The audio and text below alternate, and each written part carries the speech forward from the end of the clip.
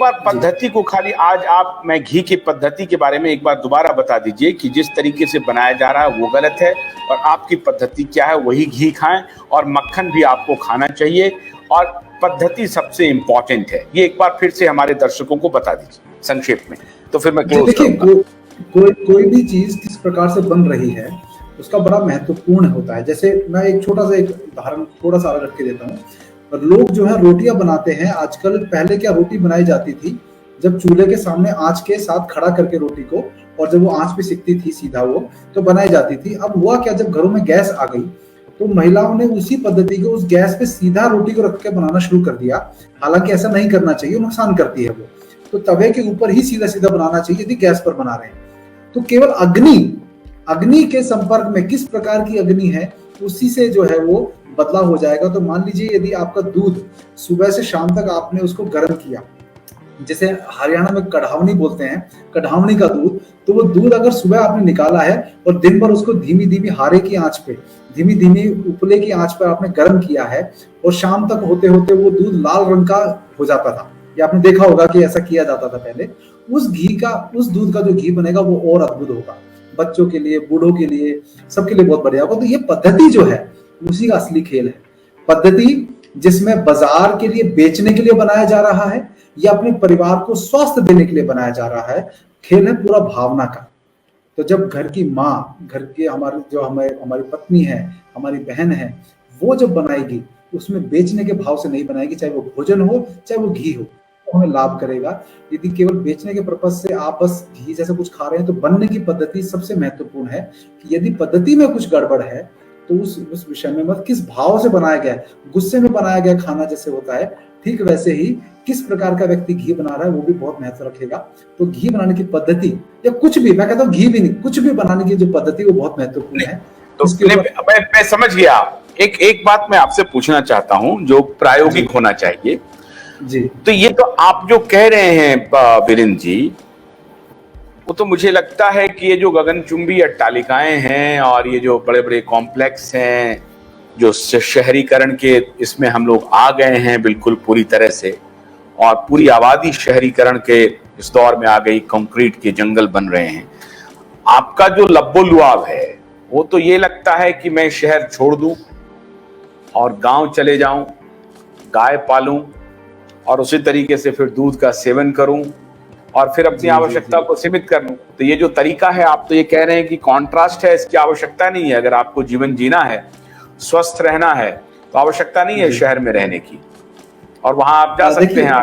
क्या आप इस दिशा में इशारा कर रहे हैं, या आपके पास कोई मॉडल है जो इस ये जो दो जो पद्धति है या दो जो व्यवस्था बन गई है, एक तो ग्रामीण और दूसरी ये जो शहरी है, इस शहरी व्यवस्था को हम कैसे फीड कर पाएंगे? वो ग्रामीण दूध या घी, वो घी हम कैसे दे पाएंगे? बहुत बड़ी समस्या है। इसका कोई ब्लूप्रिंट है, या आप सरकार को कोई इन्वॉल्व करके क्या परिस्थिति में बदलाव किया जा सकता है जो बेटर घी जो है, अभी जो मार्केट में माफिया हो गया है, जैसा कि मैंने आपको बताया कि 2,90,70,000 करोड़ का बाजार है ये, और इसलिए ये डिबेट जो है, ये जो डायलॉग है हमारे दर्शकों के लिए बहुत महत्वपूर्ण है कि आपके जेब से जुड़ा हुआ और आपकी सेहत से जुड़ा हुआ है और प्रत्येक दिन से जुड़ा हुआ है। बाकी चीजें तो बाद में आती हैं, आपके खान पान से जुड़ा हुआ है।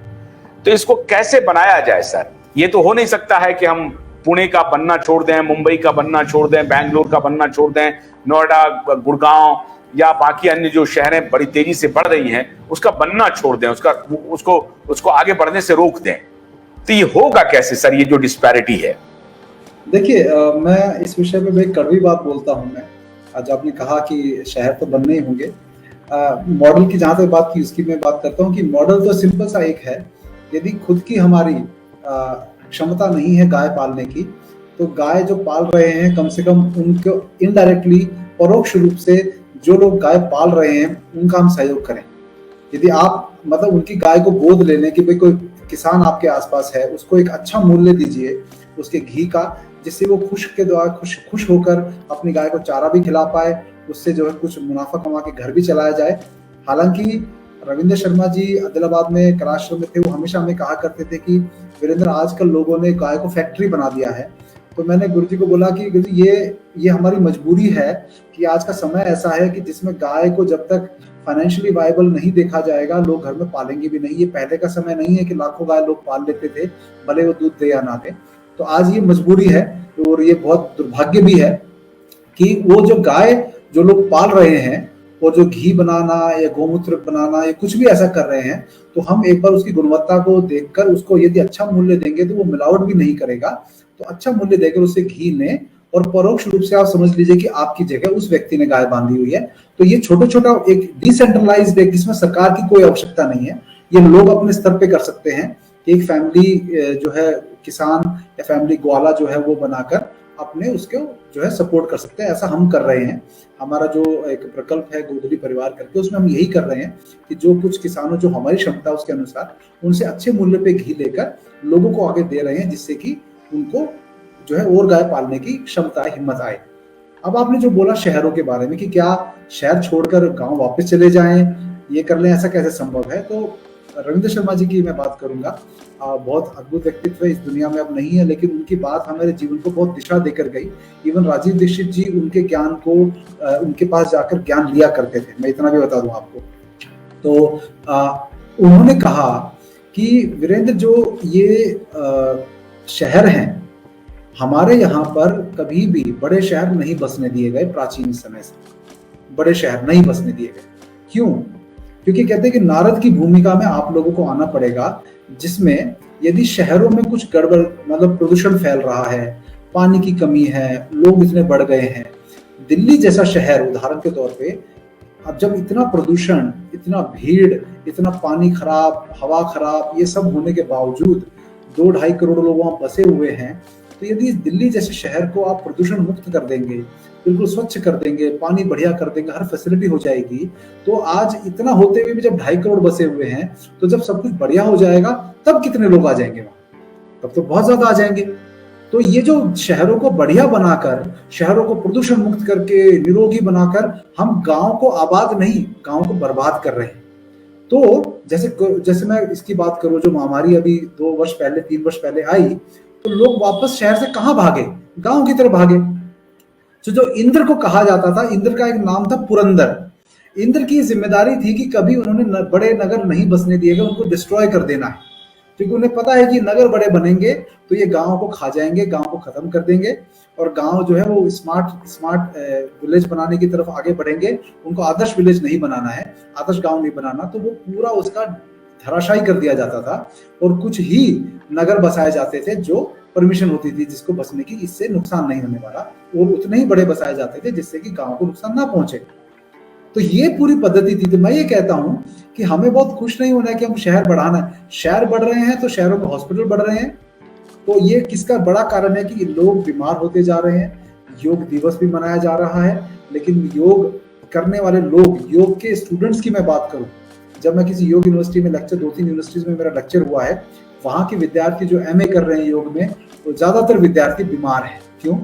क्योंकि उनके जीवन में गाय के गव्यों का सेवन नहीं, गव्य का मतलब दूध का सेवन नहीं है, गाय का घी का सेवन नहीं है, छाछ का सेवन नहीं है, मक्खन का सेवन नहीं है।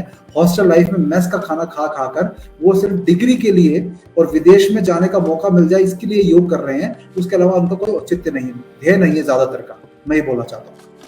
तो जीवन कह रहे हैं कि वीरेंद्र जी, गांव को सुरक्षित रखना पड़ेगा और ये जो अंधी दौड़ है शहरों के तरफ, उसको कम करना पड़ेगा, और ये तभी हो पाएगा जबकि शहरों का जो बेतरतीब विकास है उसको रोका जाए।